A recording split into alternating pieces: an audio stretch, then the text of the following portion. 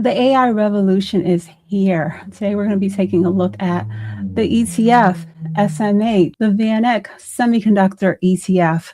It holds many of those key companies in this area of the tech sector. It's a newer addition to my portfolio. I just added it in January, and I also hold a couple of the companies in the top 10, like NVIDIA, Taiwan Semi, and AMD, all companies that I wanted to have additional exposure to. But by incorporating SMH into my portfolio, it's a way of me owning the entire winning team when it comes to those semiconductor companies without having to pick each one individually. It holds all those main important key companies designing the chips, manufacturing them, building the equipment that is needed. And if things continue to grow as far as cloud computing, smartphones, and all of these different areas, then SMH will benefit. This ETF has an expense ratio of 0.35%, which is higher than VOO, for example, that tracks the S&P 500. And let me note that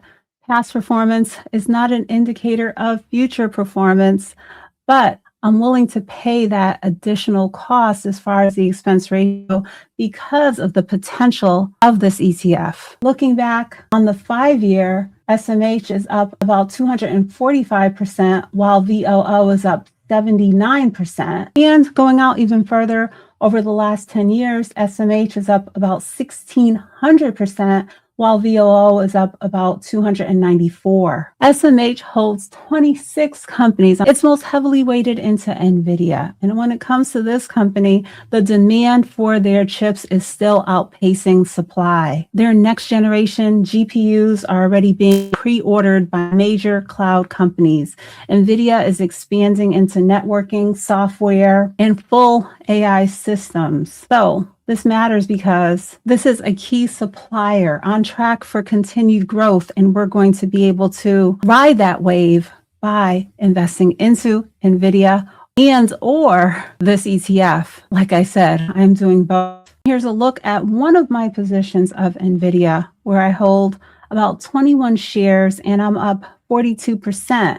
I hold it in another portfolio and it's about the same size, another 20 shares. The second most heavily weighted company here is Taiwan Semiconductor. Taiwan Semi is continuing to expand its U.S. manufacturing in Arizona. They produce the most advanced 3-nanometer chips, which are used in iPhones and AI hardware. Global demand for the advanced chip technology that they produce is pushing revenue higher. This company is a key player because it produces the chips for Apple, NVIDIA, AMD, Qualcomm, and many other companies. So basically, a lot of the tech world is dependent on them. So when it comes to Taiwan Semi, I currently have 15.5 shares in my portfolio, and I'm up about 88%. The next company with the third highest weighting in this ETF is Broadcom. They're under huge demand because AI systems need faster connections and stronger networking, and that's exactly what they build. They're also a major supplier for Apple, especially when it comes for those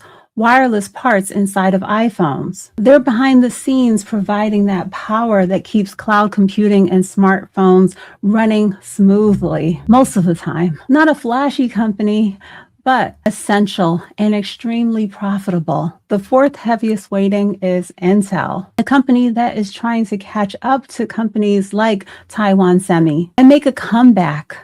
This is a more established company, but we don't have to invest into all of these companies individually. We don't have to be betting on if they will make a successful comeback, because we can get exposure to this company and so many others by investing into our ETF. But this heavy weighting seems to be a sign that they're on track to succeed. We'll just take a look at a few more. KLAC Corp is a company that provides inspection tools that ensure chips meet strict quality standards. Demand is rising for these type of chips. They're becoming smaller and more complex. So as they make these advancements, we need this quality control, and this company ticker symbol KLAC, is the leader when it comes to this. And the last company that we'll touch on is AMD, Advanced Micro Devices. They are a key supplier when it comes to the gaming and PC markets. And they are looked at as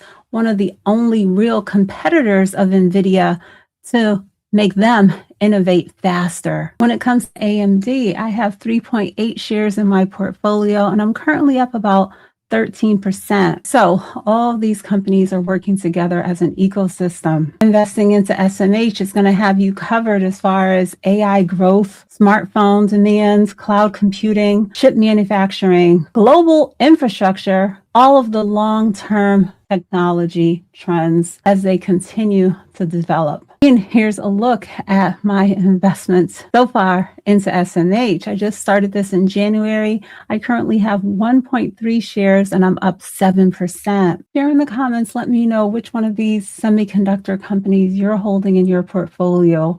Or are you relying strictly on ETFs like SMH for this type of exposure? I'm definitely not disappointed by the performance so far of those individual companies that I've added to my portfolio, but I always know that I can rely heavily on those ETFs in order to give me exposure to quality investments that will rebalance for me and always keep me on track to have those quality winning companies in my portfolio. I hope you enjoyed this quick update on how I am incorporating these semiconductor leaders into my portfolio. I'm Lisa J. Stocks. If you're new here, subscribe, like, hit that notification bell, check out my referral links, and always leave me lots of comments. Thanks for watching. Okay, bye.